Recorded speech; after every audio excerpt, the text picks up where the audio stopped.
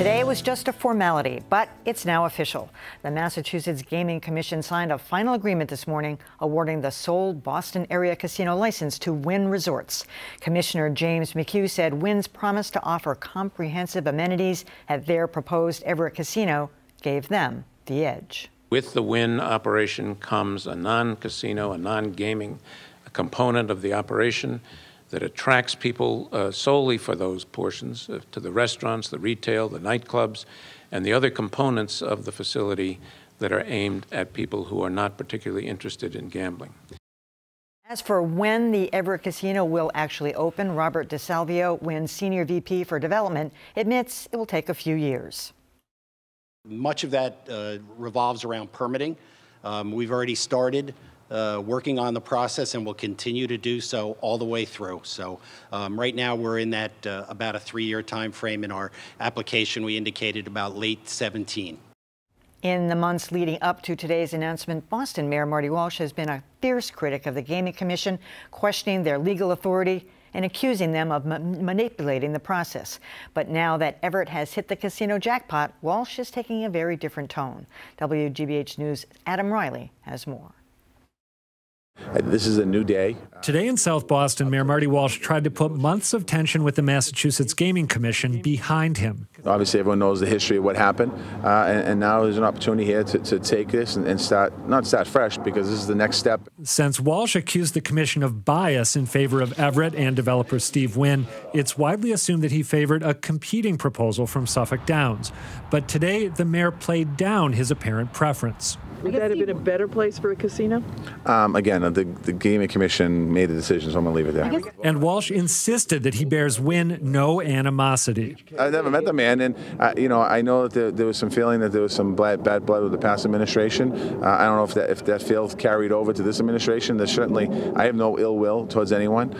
My concern has always been to make sure that the people of Boston, the people of Charlestown and East Boston were taken care of and protected. Since Walsh's goal now is to get the best possible concessions from Wynn, his new softer tone is probably a smart move.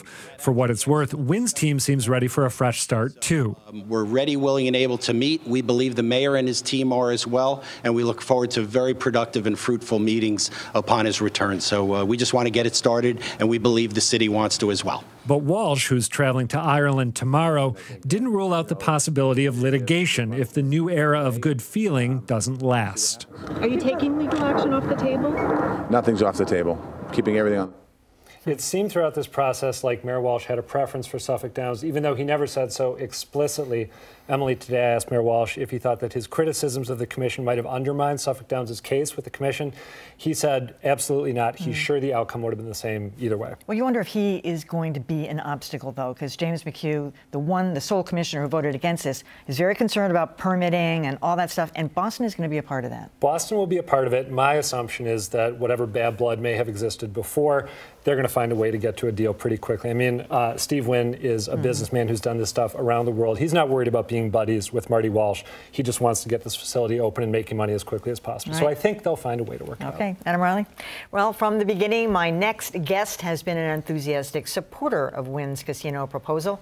Carlo Di Maria is a native of Everett and has been that city's mayor since 2008. Welcome to Greater Boston. And I guess I should say congratulations. You're flying pretty high. Yeah, but I feel good. I definitely feel good. We have the November 4th election to get passed, but we're very excited and hopeful for good things in the city of Everett. So the city of Everett really wanted this, and you could see the enthusiasm and all the coverage yesterday and the pictures in the paper today. What do you think will happen with that vote on November 4th? Because there's going to be a big push, as you know, to vote yes on that thing, which would... Right. I think I mean, it's polling that it's going to keep the legislation will stay intact. I think the legislature and the governor did a wonderful job with the legislation. It definitely protects communities in the surrounding areas of the casino. It definitely very good for the host communities. It's great for the Commonwealth. We can recoup. I think it's about $1 billion the Massachusetts residents spend in Connecticut, Rhode Island, and in Maine. That's about $400 million million of revenue going to the state every year. It can help the school systems, the roadway, infrastructure. I think people have to realize that, you know, if they were to vote no, if they were to vote yes and repeal that. Yeah, yes is repeal. Yes is repeal, right, it's confusing. If they were to vote it's yes. always like that. Yeah, right. And I was telling some people that today. And if they vote yes to repeal, that money would have to be made up by taxpayers. I mean, here's, you have 3 or 4 facilities in the Commonwealth that are going to generate about 10,000 permanent jobs, good paying jobs too. That remains too. to be seen, because that's one of the arguments for and against it. Some people don't believe that figure is real. But what is your future plan? I mean, you know, you've been a mayor since '08, but you could be there a while, especially if this is a success. What do you envision doing with the money? I mean, yeah, you know, you're going to have to give some of it to other areas, but that's a lot of money for the city of Everett. It is. Especially when our tax levy is about $88 million, and that's probably about a third coming into the community. It definitely will help with the future planning. Will you offset property taxes or no?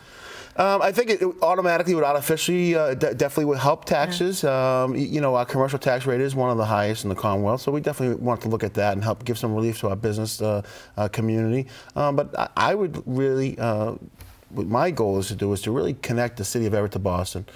We have no T stations. We have no Silver Line extensions. We will have the water taxi shuttle service.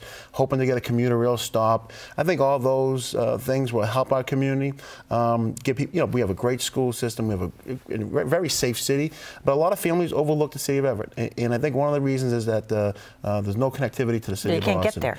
And that's going to be one of the problems with the casino too, because it's right in the middle of 99 and 28. It's hard to get there. Now I know the Wynn proposal is going to mitigate that supposedly, but it's still going to be tough. Well, I mean, not really. If you come off of 93, there's exit 28 there, right off in Somerville. You're about a stone's throw to the facility. Of course, you have to drive through Sullivan Square, and the whole thing about traffic. Gamers don't go game at 8 in the morning when people are going to work, go 6, 7 o'clock in the morning. Oh, children are going to school. They're not going to the gaming facility at 2 in the afternoon when kids are getting out of school, or 4 o'clock in the afternoon when people get out of work. Everyone goes to those facilities at the evening times. So, you know, all the improvements that are being made by Wynn are going to benefit the commuters in the morning and at night. So Sullivan Square has been a problem for a long time. I know you had the mayor of Somerville here on just recently. Assembly Row, I mean, they're building all kinds. It's going to be on right after you. They're building all kinds of great things over there, and they really didn't do much for mitigation to Sullivan Square.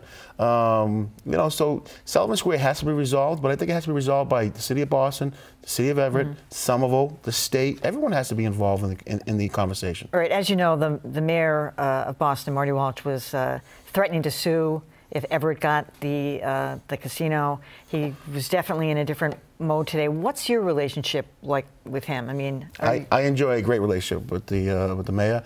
Known him since he was the president of the Building Trades Council and the state rep from Dorchester. So I look forward to talking to him now that we are the successful applicant. I know he's just trying to protect his residents in East Boston and in Charlestown, and I applaud him for trying to protect his people. And I want to work with him on resolving the issues that are important to the residents of Charlestown. But at the end of the day, we also have economic justice here. We revitalizing a piece of property that's been environmental justice, that's been contaminated and dirty for many years. True. That's that Monsanto site. The Monsanto site. We're restoring access to the waterfront. People from Everett can actually finally get to the water. It's going to be a good project. It really is. I feel after it's built and we're employing so many people from the area of Charlestown and Everett and the surrounding communities, because you got to remember, those manufacturing jobs that we used to, for those high school graduates aren't there anymore. These are good careers, actually. They're not just, the average retail job is about $28,000 a year. These jobs pay 40, in the range of 40 with health care benefits. They're good positions, and all that revenue is leaving our state. People are still going to game. They leave in our state of Massachusetts. Why not keep them in Massachusetts? All right, Mayor DeMaria, no doubt we'll be seeing more of you over the next couple of years as this thing gets started. Thank you. Thank you for having me.